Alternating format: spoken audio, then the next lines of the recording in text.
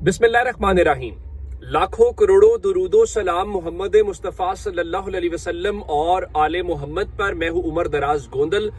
आज सियासी तौर पे दिन जरा गैर मामूली है। मैं आपको एक खबर शुरू से देता हूं, उससे अंदाजा लगाइएगा कि ये जो मखसूस सीटों की बंदर बांट की गई है उसमें अवामी नेशनल पार्टी को भी सीटें तो मिली हैं।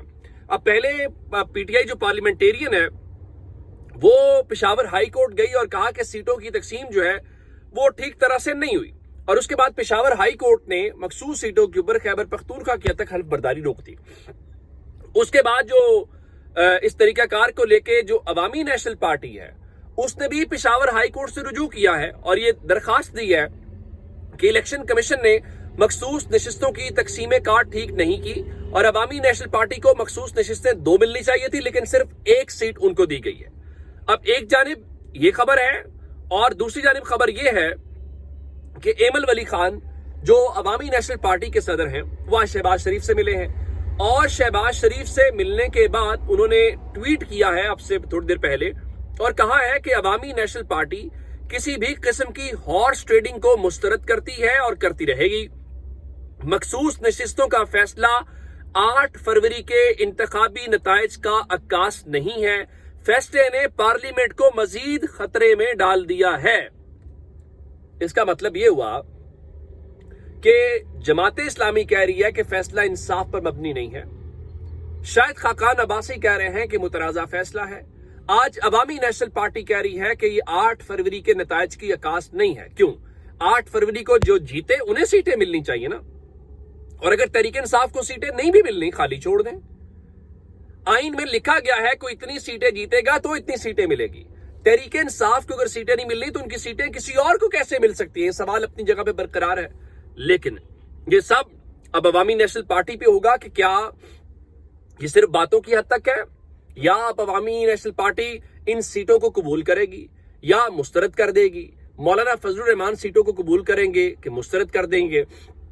सीटें आपको मिल जाएंगी, असेंबली का टेन्योर भी आप पूरा कर लेंगे, मरात भी आप एंजॉय कर लेंगे, लेकिन तारीख आपके माथे के ऊपर कलंक लगा के रखेगी। और ये मुतनाज़ा फैसला है, ये तारीख के कूड़ेदान में जाएगा। ये एक काले फैसले के तौर पे तारीख में कोट होगा, इसमें कोई शक ही नहीं है। चाहे ये मुस्लिम लीग नून को भी पता है वो क्या कर रही है, पीपल्स पार्टी को भी पता है, और जिन जज साहिबान ने किया है आज वो मनसब के ऊपर हैं, वो तौहीन अदालत लगा सकते हैं। उन्हें मुकम्मल हुकूमत उनके पीछे खड़ी है, उनके फैसलों को एस्टैब्लिशमेंट मानती है, उन्हीं के फैसलों को इलेक्शन कमीशन मानता है, हुकूमत मानती है। मुखालिफ फरीक के फैसलों को तो वो हर वक्त या पांचा करने के चक्कर में रहते हैं। लेकिन आज एक और अहम जो गैर मामूली चीज है वो इस्लामाबाद के अंदर हुई।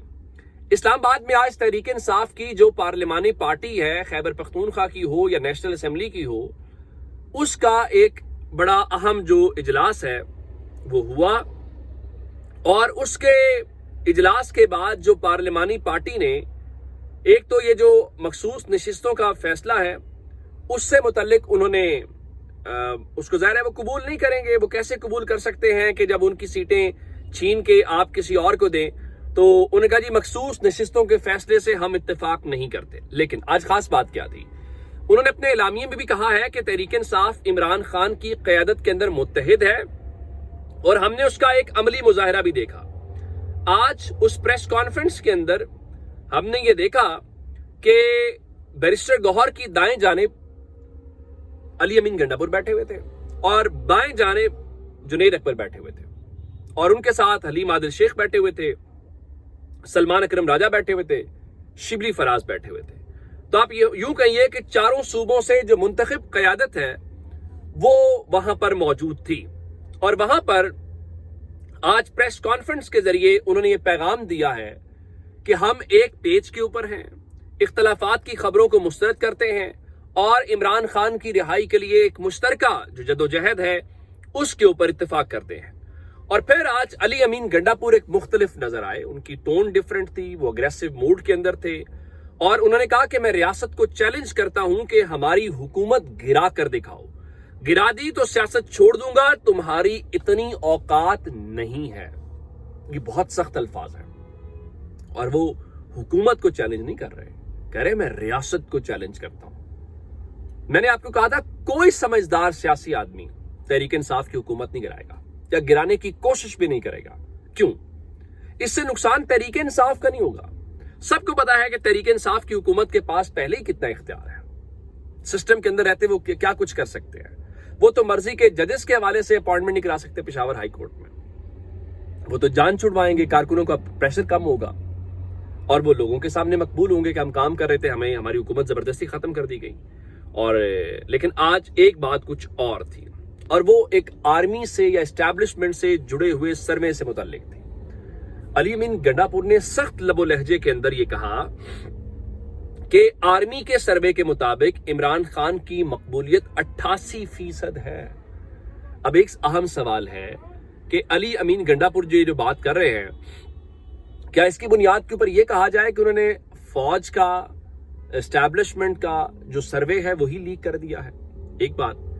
दूसरी बात, अब वो अगर ये कह रहे हैं तो उनको कहां से ये पता चला है? एक सवाल तो अपनी जगह पे है ना जी। आया ये एजेंसीज का है, फौज ने बतौर इदारा कराया है, ये सुनी सुनाई बात है या आपके पास कोई डॉक्यूमेंट है? ये देखने वाली बात होगी। नंबर 2, उनका कि आर्मी की मकबूलियत के सर्वे के मुताबिक इमरान खान की मकबूलियत 88% है, और जो हमारा सर्वे है यानी जो तहरीक इंसाफ का सर्वे है उनके मुताबिक इमरान खान की मकबूलियत 93% है, 93%। और अली अमीन गंडापुर ने कहा कि अगर कोई कहे कि इसको साबित करो तो मैं साबित भी कर दूंगा।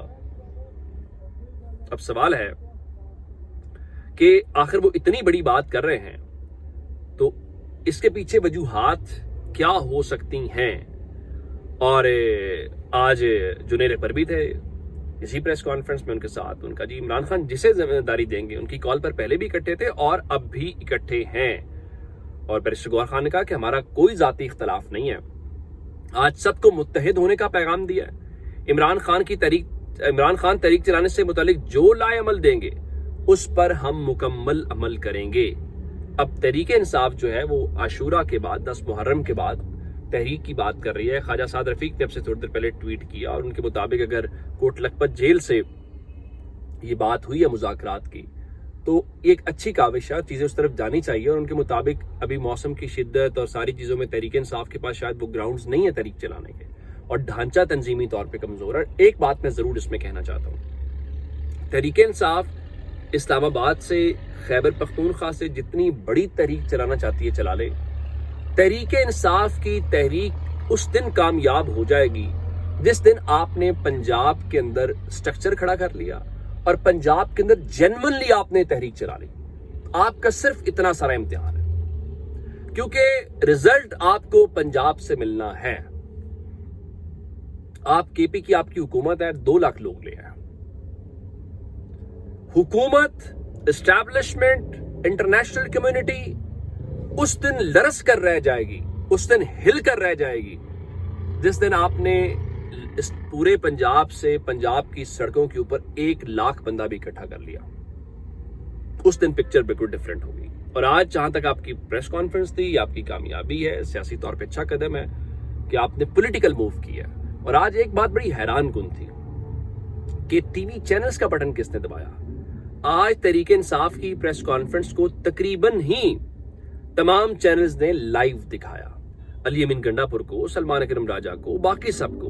अब इसके पीछे क्या वजह है या इतनी मोहब्बत कैसे है, ये बिल्कुल एक जो है वो सोचने और समझने और देखने वाली बात है। अपना बहुत सारा ख्याल रखिएगा। खुदा हाफिज।